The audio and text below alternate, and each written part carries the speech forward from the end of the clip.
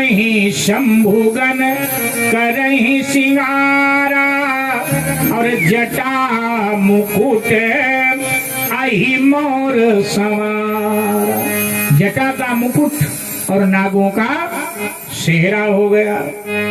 अद्भुत श्रृंगार भोलेनाथ का। मस्तक पर चंद्र है। चंद्र शीतलता का प्रतीक है। चंद्र धर्म के तेज का प्रतीक। शिव जी बताना चाहते, देश में रहो विदेश में रहो जहां भी जाओ, तुम्हारे मस्तक पर तुम्हारे धर्म का तेज होना चाहिए। दूसरा अभिप्राय है, शीतलता का प्रतीक है चंद्र। शिव जी कहना चाहते हैं, ब्याहने जाओ, मैंने भी ब्याह किया था, तुम भी ब्याह करो, ब्याह करना बुरा नहीं है, लेकिन ब्याहने से पहले अपने वाणी को, अपने मन को शीतल बनाओ, सरल हो जाओ, शीतल हो जाओ। व्यक्ति कुंवारा होता है, लड़का कुंवारा होता है और बात बात पर माँ बाप से अकड़ जाता है, गुस्सा दिखाता है, माँ बाप बुरा नहीं मानते हैं, बस पड़ोसी से कहते हैं हमारा पिंटू जो है ना बड़ा गुस्से वाला है, हंसकर कहते हैं। लेकिन उसी बेटे का ब्याह हो जाता है और ब्याह के बाद वही बेटा माँ से या बाप से अकड़ जाता है, तो वही माँ बाप कहते हैं आ गई ना गुरु, आ गई सिखाने वाली, बिगाड़ दिया मेरे बेटे को। तुम्हारा बेटा सुधरा ही कब था जो बिगड़ गया। लेकिन बात किस पे आ गई? पत्नी पे आ गई कि उसने आके बिगाड़ दिया है। शिव जी कहते हैं कि ब्याह से पहले शीतल हो जाओ। हमारे भारत में एक दोहा कहा जाता है कि ऐसी वाणी बोलिए मन का आपा खोए, औरन को शीतल करहु आपहु शीतल हो। तो इसलिए मस्तक पर चंद्र है। अब और नीचे उतरे, दर्शन करें शिव जी का, तो गले में, कंठ में उनके विष है, क्योंकि समाज ने उनको विष दिया।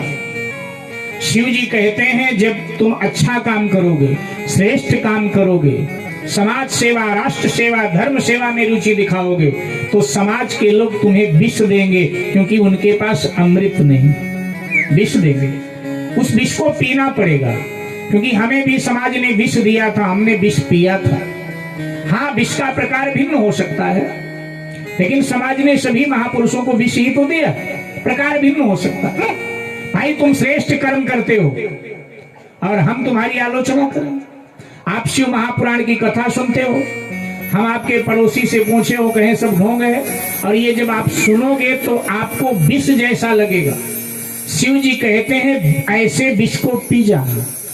अगर धर्म की सेवा, राष्ट्र की सेवा, समाज की सेवा करनी है तो आलोचना रूपी विष को पी जाना।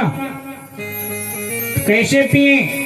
जीभ पर रखें? बोले नहीं नहीं, जीभ पे मत रखना, नहीं तुम्हारी कोई आलोचना करेगा तुम भी उसकी आलोचना करोगे तो निगल जाए। बोले नहीं, निगलना भी मत, नहीं निगलना नहीं, नहीं दिल को बातें लगा लोगे तो तुम्हारा दिल जलेगा, तुम दिल जले हो जाओगे। दिल जले लोग अच्छे नहीं होते हैं। बोले फिर क्या करें? शिव जी कहते मेरी तरह कंठ पे रख करके नीलकंठ बन जा। बोलो नीलकंठ भगवान की जय। कंठ पर रख ले, नीलकंठ बन जा। अब शंकर जी के गणों ने सुना था दूल्हा ब्याहने जाए तो माला भी तो पहनता, सोने की माला। अपने पास ना हो तो कई बार हम रिश्तेदारों से मांग लेते हैं कि भैया ब्याह है दे दो, 2 दिन बाद वापस कर दे। लेकिन शंकर जी जब ब्याहने गए और समस्या आई माला लाओ माला, तो एक गण गया बहुत मोटा नाग ले आया और शंकर जी के गले में नागों की माला डाल दिया। किसी ने शंकर जी से पूछा बाबा दुनिया ब्याहने जाए तब सोने की माला पहन कर जाए और आप ब्याहने गए तब नागों की माला पहन कर गए, क्यों? बोले जो सोने की मोटी मोटी माला पहनकर घूमते हैं उनको बताने के लिए मैंने नागों की माला पहन। क्या बताना चाहते? बोले सोने की माला पहनने वालों को हम बताना चाहते हैं कि भैया ये सोने की माला कब नाग बनकर तुम्हें डस जाए कुछ नहीं पता, इसलिए सावधान रहो। कभी कहता है जिन्हें हम हार समझे थे, जिन्हें हम हार समझे थे गला अपना सजाने को, जिन्हें हम हार समझे थे गला अपना सजाने को, वो काले नाग बन बैठे हमें ही काट खाने को। वो काले नाग बन बैठे हमें ही काट खाने को। जिन्हें हम हार समझे थे गला अपना सजाने को। इसलिए शिव जी कहते हैं कि सोने की माला है तो लॉकर में या अलमारी में बंद करके रखो, ज्यादा पहनकर निकलो मत, नहीं कब काल बन करके डस जाए कुछ पता नहीं है। इसलिए नागों की माला भोलेनाथ के गले।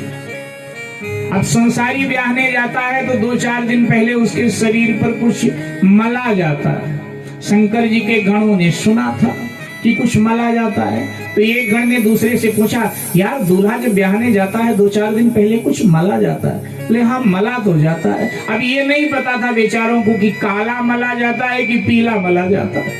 हल्दी तेल लगाया जाता है ना उबटन, क्योंकि हल्दी तेल सौंदर्य वर्धक पदार्थ है, उसको शरीर पर कई दिनों तक उसको मालिश किया जाए तो शरीर में निखार आता है, सौंदर्य वर्धक पदार्थ है, तो मला जाता है। लेकिन अब इन बेचारों को पता ही नहीं था कि भाई काला मला जाता है कि पीला। एक ने कहा हमको पता है मैं लाता हूँ। और शमशान पर गया, एक मुर्दा जल रहा था, गरम गरम राख ले आया और शंकर जी के पूरे शरीर में मल दिया। किसी ने शंकर जी से पूछा कि दुनिया जब ब्याहने जाती है तब सुगंधित वस्तु ये शरीर में लगा के जाती है, 3 किलोमीटर तक खुशबू उठती है, और आप ब्याहने गए तब शमशान की राख लगा कर गए, क्यों? शंकर जी ने कहा ब्याहने वालों को बताने के लिए हमने ऐसा किया कि भैया ब्याह हमने किया, ब्याह तुम भी करो, ब्याह करना कोई बुरा नहीं, लेकिन ये ब्याहने जाओ तब भगवान को और शमशान को दो को याद रखो कि जिस शरीर को हम सजा करके आज ब्याहने जा रहे हैं, यही शरीर एक दिन चिता की मुट्ठी भर राख बन जाएगा। चाहे वो शरीर राजा का हो, चाहे रंक का हो, चाहे अमीर का हो, चाहे गरीब का हो, परिणाम एक जैसे आना है, चिता की मुट्ठी भर राख बन जाए। शमशान को याद है। कवि कहता है प्यास लगती है तब पनघट की याद आती, प्यास लगती है तब पनघट की याद आती है, और जब उम्र ढलती है तब मरघट की याद आती है।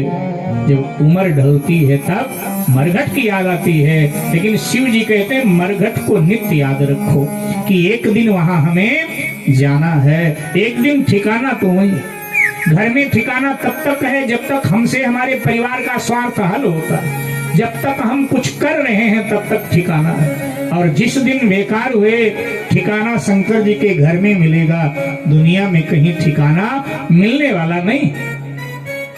शमशान की राख। दुनिया ब्याहने जाए तब कृपाण लेकर जाती, और शिव जी ब्याहने गए तब त्रिशूल लेकर के गए। त्रिशूल में आपने देखा होगा इस तरह से 3 पंखे ऊपर को उठे रहते हैं, एक काम है, एक क्रोध है, एक लोभ है। शिव जी कहते हैं ब्याह करो भैया, लेकिन ब्याह करने से पहले काम क्रोध लोभ को अपनी मुट्ठी में करो। अगर काम क्रोध लोभ पर ब्याह करने से पहले तुम्हारा काबू हो गया तो शिव जी कहते हैं मेरी तरह तुम्हारा गृहस्थ जीवन वंदनीय बन जाएगा, पूजनीय बन जाएगा, दर्शनीय बन जाएगा। और अगर तुम इनके मुट्ठी में आ गए फिर तो रोते झपकते ऐसे ही जीवन गुजरेगा, आनंद गृहस्थी का नहीं ले पाओगे। लेकिन अगर इन तीनों को आपने काबू में कर लिया, काम क्रोध लोभ को, फिर तो तुम्हारा जीवन मेरी तरह वंदनीय, पूजनीय, दर्शनीय बनेगा। इसलिए त्रिशूल हाथ में। अच्छा, दुनिया ब्याहने जाए तब घोड़ी पर जाती है बैठकर, घोड़ा पर जाती है बैठ, और घोड़ा घोड़ी वासना के प्रतीक माने गए। और भोलेनाथ आजकल तो कार पर जाती है, और भोलेनाथ जब गए तो बैल पर बैठ कर गए। बैल धर्म का प्रतीक है। धर्म के 4 चरण हैं, सत्य, दया, दान और तप। शिव जी कहते हैं गृहस्थ के जीवन में इन चारों का अनुपालन होना चाहिए, सत्य का, दया का, दान का और तप का। दुनिया का पहला और अंतिम दूल्हा ये अड़भंग दूल्हा बन करके सज धज करके तैयार है। इधर ब्रह्मलोक से देवताओं की बारात भी कैलाश पर उतरी, और जैसे ये वेशभूषा देखा देवताओं ने ब्रह्मा जी से कहा ऐसे दूल्हा को आगे करके चलोगे ना तो महाराज हिमांचल बारात वापस कर देंगे और ब्याह धरा का धरा रह जाएगा, और जैसे जा रहे हैं ऐसे लौट आएंगे, जलपान भी नहीं कराएंगे महाराज। बोले क्या करें? ब्रह्मा जी से कहा कि शिव जी को बोल दो कि तुम पीछे पीछे आना, हम लोग आगे आगे जा रहे हैं। ब्रह्मा जी ने कहा हम ऐसा कहें और वो कहे कि तुम ही लोग जाओ, हम जाएंगे नहीं, तब क्या हो? तो इंद्र ने कहा फिर इनको आगे करके चलोगे तो अपमान होगा। तो ब्रह्मा जी ने कहा ना ये कहो कि आगे चलो, ना ये कहो पीछे चलो। बोले फिर? बोले देखो, बड़ी लकीर को अगर छोटी करना है तो उसके आगे एक बड़ी लकीर खींच देना चाहिए, अपने आप छोटी हो जाएगी।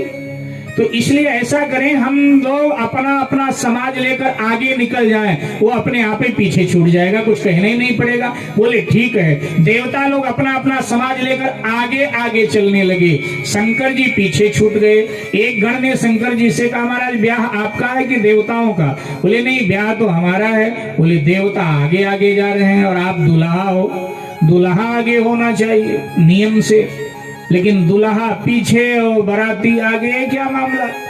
शंकर जी तो सबके घटकी जानते हैं। शंकर जी ने कहा देवता लोग सम्मान के भूखे हैं, उनको डर लग रहा है कि मुझे आगे करके चलेंगे तो उनका अपमान होगा, सम्मान नहीं मिलेगा, इसलिए जाने दो, हम पीछे ही सही। गणों ने कहा वो तो ठीक है, लेकिन महाराज ब्याह आपका है और आपका जो समाज है महाराज थोड़ा है, देवताओं का समाज बड़ा है, आपका समाज तो थोड़ा सा छोटा सा, भीड़ भाड़ ही नहीं। शंकर जी ने कहा भीड़ बढ़ाना चाहते? बोले हाँ महाराज, हमारा समाज भी तो ज्यादा होना चाहिए।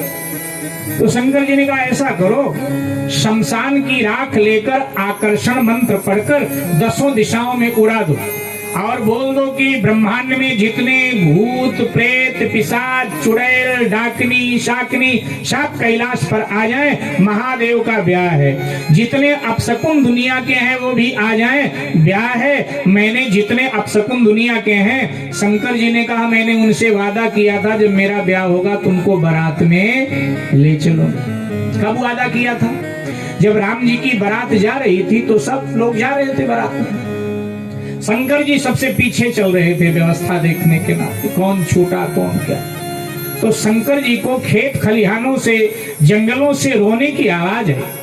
शंकर जी ने कहा आज हमारे राम जी का ब्याह है और खुशी में रो कौन रहा?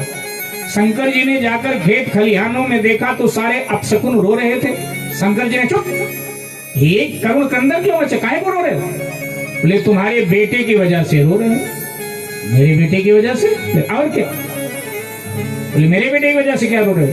बोले गणेश ने कहा है कि कोई भी अपशकुन दिखाई मत दे जाना, राम जी का ब्याह है, सब शुभ शकुन होने चाहिए।